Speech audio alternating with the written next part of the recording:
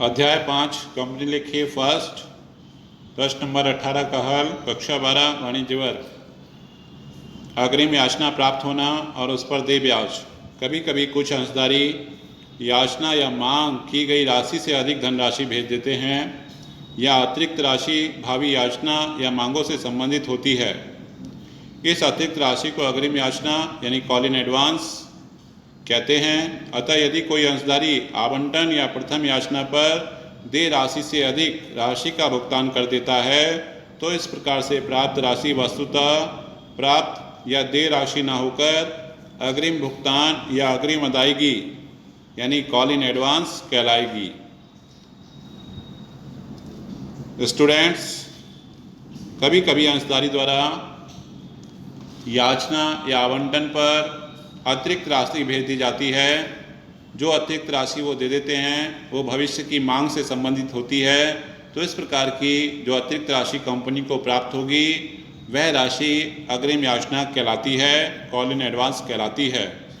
इस अग्रिम राशि पर एक निश्चित दर से उस तिथि तक का ब्याज देना होगा जबकि वह देय होती है। यदि कंपनी ने कंपनी अधिनियम 2013 की तालिका F यानी टेबल F को अपना लिया है तो ऐसी अग्रिम याचना के लिए कंपनी के द्वारा 12% वार्षिक ब्याज देना आवश्यक होगा।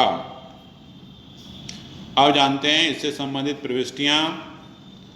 याचना की राशि अग्रिम प्राप्त होने पर bank account debit to call in advance account being money received in advance.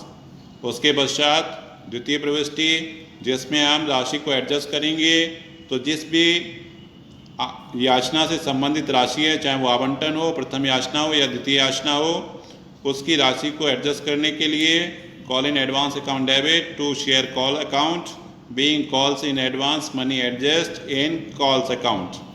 उसके पश्चात अगर कंपनी के द्वारा अग्रिम राशि पर ब्याज दिया जाता है तो ब्याज के लिए interest on call in advance account debit to bank account being interest paid on call in advance account. ब्याज की गणना करने के लिए अग्रिम राशि गुणे गए ब्याज की दर बट्टे 100 और गुणे गए अवधि, जितनी अवधि के लिए पैसा कंपनी के पास रखा गया है, बट्टे 12 या दिन में है तो दिन बट्टे 365 कर लेंगे।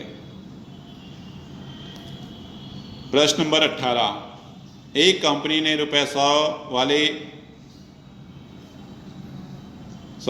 एक कंपनी ने रुपये 10 वाले 20,000 अंश निर्मित किए जिन पर निम्न प्रकार से भुगतान प्राप्त हुआ। रुपये 2 आवेदन पर 1 अप्रैल 2018 को प्राप्त, रुपये 3 आवंटन पर 1 जुलाई 2018 को प्राप्त, रुपये 2 प्रथम मांग पर 1 अक्टूबर 2018 को प्राप्त और रुपये 3 द्वितीय याचना पर 1 दिसंबर 2018 को प्राप्त हैं। अंशधारी और जिसके पास 100 अंश थे प्रथम व द्वितीय मांग की राशि आवेदन के साथ ही भुगतान कर दी है। अंशधारी ब जिसके पास 200 अंश थे द्वितीय मांग की राशि प्रथम मांग के साथ भुगतान कर दी है। कंपनी के पुस्तकों में आवश्यक लेखे कीजिए। अग्रिम याचना पर 6% वार्षिक ब्याज दिया जाता है।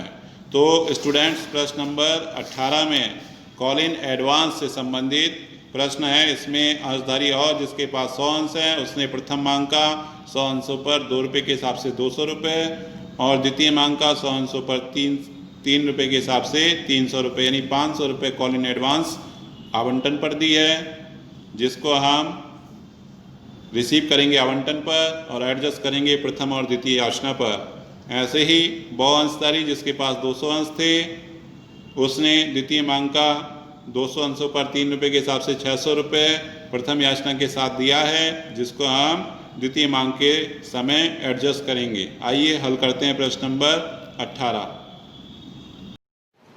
स्टूडेंट्स, आज हम हल करेंगे प्रश्न नंबर 18 अग्रिम याचना तथा उस पर ब्याज, call in advance.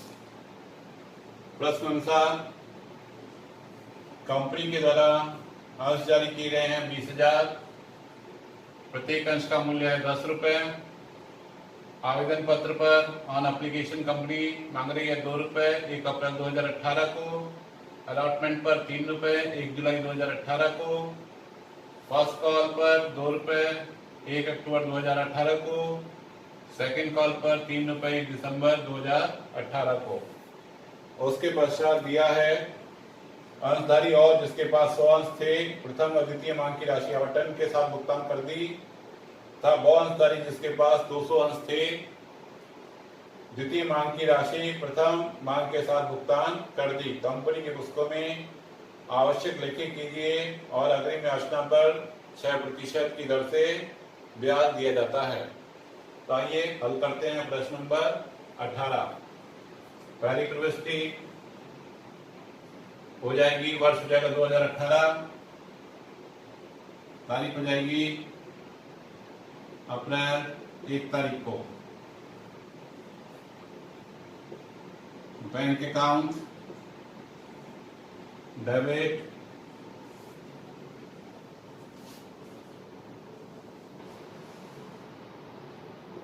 To equity share application account narration में जाएगा bank equity share application money received 20,000 अंश है। कंपनी मांग रही है 2 रुपए, गुणा कर लेंगे हो जाएगा 40,000। तो इस प्रकार से 40,000। उसके पश्चात दूसरी प्रविष्टि अप्रैल 1 तारीख को ही पूंजी खाते में हस्तांतरित करेंगे। Equity share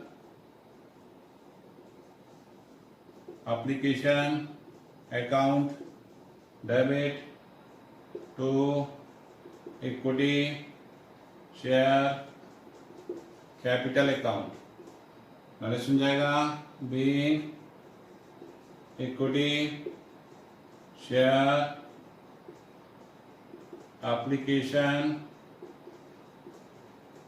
money transfer to equity share capital account. Amount same होगी वही 40,000। उसके पश्चात आवंटन की राशि दे होगी 1 जुलाई 2018 को। जुलाई 1 अलॉटमेंट ड्यू होगा equity share allotment account debit to equity share capital account notation जाएगा bank equity share allotment money due. 20,000 share हैं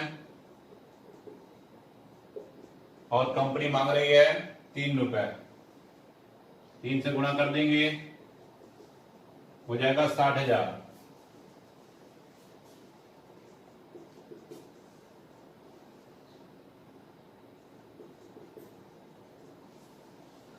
उसके पश्चात राशि प्राप्त करने के लिए प्रविष्टि करेंगे।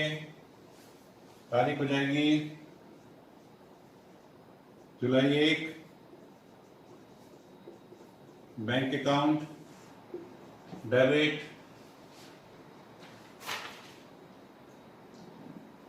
To equity share allotment account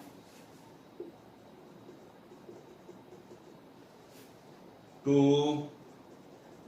calls in advance account narration लिख लेंगे being equity share allotment money received and calls in advance on 100 share.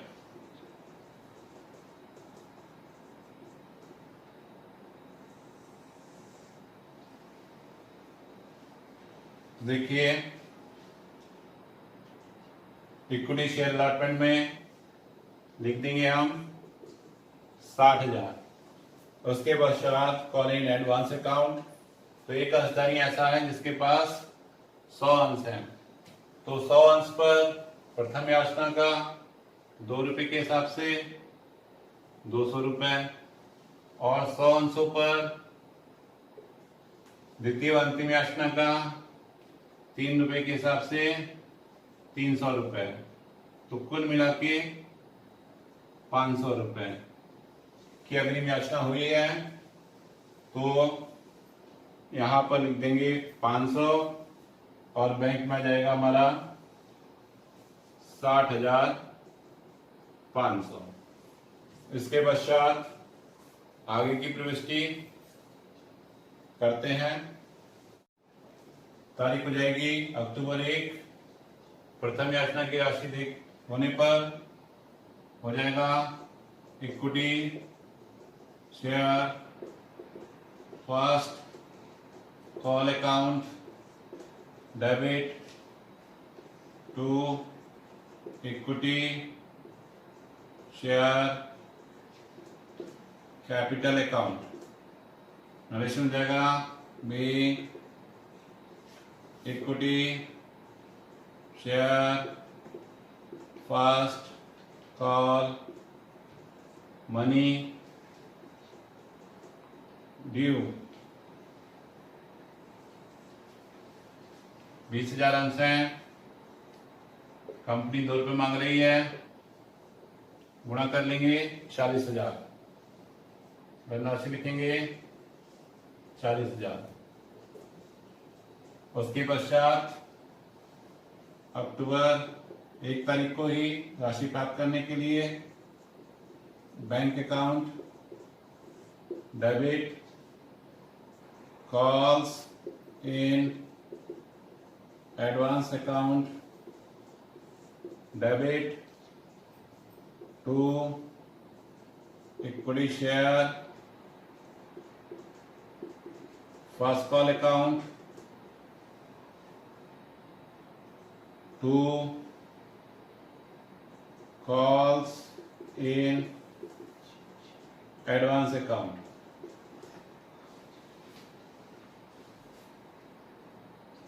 being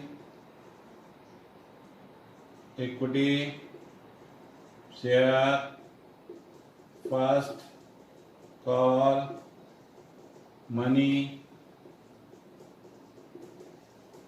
received and calls in advance on 200 shares and calls in advance adjusted on 100 shares. तो इस प्रकार से 200 अंशों पर एक अंशधारी ने द्वितीय मांग की राशि 3 रुपए के हिसाब से 600 रुपए कॉल इन एडवांस प्राप्त होगी और पहले अंशधारी जिसने 100 अंशों पर प्रथम और द्वितीय याचना की राशि अग्रिम दी है उसके 200 रुपए हम एडजस्ट करेंगे। तो इसलिए इक्विटी शेयर फर्स्ट कॉल का हमको मिलना चाहिए 40,000 और एडवांस हमको मिला है 600। एडजस्ट करना है हमको 200, तो 40,600 में से 200 माइनस कर देंगे तो यहाँ पर आ जाएगा 40,400। तो इस प्रकार से हम प्रविष्टि बना लेंगे। अब इसके पश्चात अगली प्रविष्टि दिसंबर 1 तारीख को सेकेंड कॉल डी होगी। Equity share second and final call account debit to equity share capital account being equity share second and final call money due 20,000 अंश है और कंपनी के द्वारा 3 रुपए मांगा जा रहा है दिसंबर को, तो ये हो जाएगा 60,000। धनराशि लिखेंगे 60,000 60,000। और उसके पश्चात चौथी प्रविष्टि हो जाएगी हमारी इस पेज पर दिसंबर 1 तारीख को राशि प्राप्त करने की। तो bank account debit calls in advance account debit to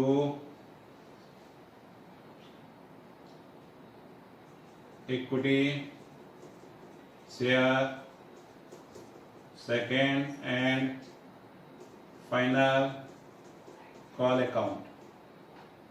narration जाएगा being equity share second and final call money